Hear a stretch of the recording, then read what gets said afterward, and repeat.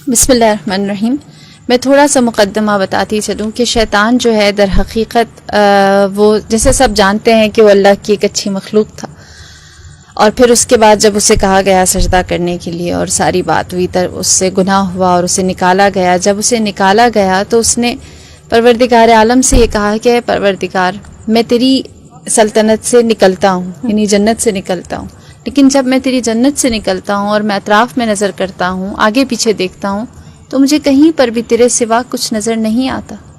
اگر زمین بھی ہے تو تیری ہے، اب میں جاؤں تو کہاں جاؤں؟ تو اس وقت اس نے سب سے پہلے مکان کا سوال کیا کہ میں رہوں گا کہاں پہ. تو کہا یہ گیا، جواب یہ آیا کہ جس جگہ پر بھی گناہ ہوگا وہ تیرا مکان ہوگا.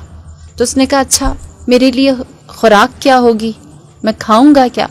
تو جواب یہ آیا جو بھی غذا، جو بھی لقمہ بغیر بسم اللہ کے بنی آدم اپنے دہن میں ڈالیں گے وہ تیری خوراک ہوگی. لہٰذا بغیر بسم اللہ کی جتنی بھی خوراک ہمارے منہ میں جاتی ہے اس میں شیطان شریک ہوتا ہے. پھر اس کے بعد اس نے کہا اچھا اگر مجھے پیاس لگے تو میں کیا پیوں؟ تو کہا تیری لیے جو ہم نے مشروب رکھا ہے وہ شراب ہے. پھر اس نے سوال کیا اور کہا کہ تو نے انسان کے لیے کتاب اتاری ہے، مجھے بھی کوئی کتاب دے. ان کے لیے قرآن ہے، زبور ہے، انجیل ہے، تورات ہے.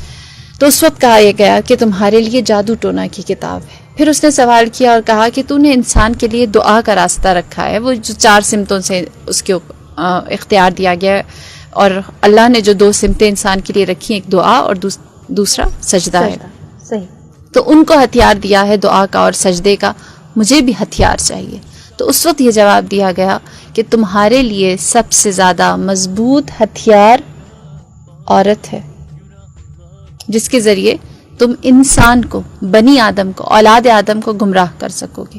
لہٰذا اس کو بہت اختیار دے کر زمین پر بھیجا گیا. اور پھر یہ کہا گیا، جیسے ماریہ نے بھی اشارہ کیا، اس نے کہا کہ میں چاہتا ہوں خدایا میں نے تیری اتنا عرصہ عبادت کی ہے، 40,000 سال زمین پر کی، 40,000 سال آسمان پر کی، 40,000 سال پہلے آسمان پر کی، اور اسی طرح پورا لمبا سلسلہ ہے. 7 آسمانوں پر اس نے اللہ کی عبادت کی. میں نے اتنی عبادت کی، مجھے اس کی جزا کیا ملے گی؟ میں تجھ سے جزا چاہتا ہوں. تو اس وقت اس نے سوال کیا، اللہ تعالیٰ نے کہا مانگ، تو کیا مانگتا ہے؟ تو اس وقت اس نے سوال کیا اور کہا کہ پروردگار میں چاہتا ہوں تو مجھے نامرئی بنا دے، میں دکھائی نہ دوں، بنی آدم مجھے دیکھ نہ سکے. اسے نامرئی کر دیا. پھر اس نے کہا کہ مجھے اس بات کا اختیار دے کہ میں جو انسان کے ذہن میں خیالات خطور کرتے ہیں اس میں وسوسہ ڈال سکوں. لہٰذا اسے یہ اختیار بھی دے دیا گیا.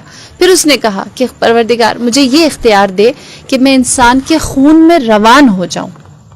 بس اس سے کہا گیا تیرے اعمال کی جزا یہ ہے کہ انسان کے خون میں رواں ہو جائے. پھر اس کے بعد اس نے سوال کیا اور کہا کہ مجھے آخری اختیار یہ چاہیے کہ انسان کے اوپر جب قبض روح کی جائے گی اس وقت مجھے اجازت دے کہ میں وقت آخر انسان کی قبض روح کے وقت اس پر آؤں اور اس سے وہ چیز منواؤں جو میں منوانا چاہتا ہوں.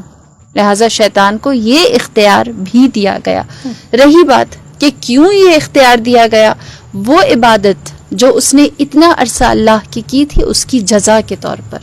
صحیح. اور اس جزا کا سب سے بڑا جو اس کی جزا ملی ہے، سب سے بڑی جزا یہ ہے کہ خدا نے اسے موت نہیں دی. وہ حی ہے نا، وہ زندگی اور موت دینے والا ہے. اس نے اس سے موت نہیں ڈالی اس کے اوپر، اس سے کہا تو زندہ ہے. بس خدا نے اپنے دشمن کے ساتھ بھی انصاف کیا ہے.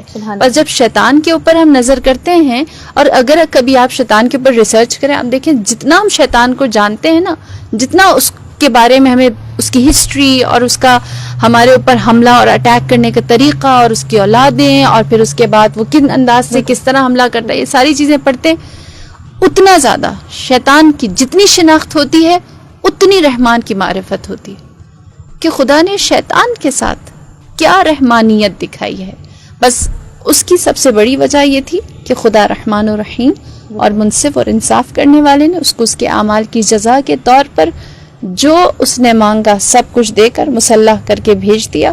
اور پھر پروردگار عالم نے کہا کہ اے شیطان تو عابدین کو بھی اپنے جال میں پھنسا سکے گا، تو زاہدین کو بھی، تو علماء کو بھی پھنسا سکے گا، جہاد کرنے والوں کو بھی، لیکن میرے مخلص بندے تیرے اختیار میں نہیں آئیں گے.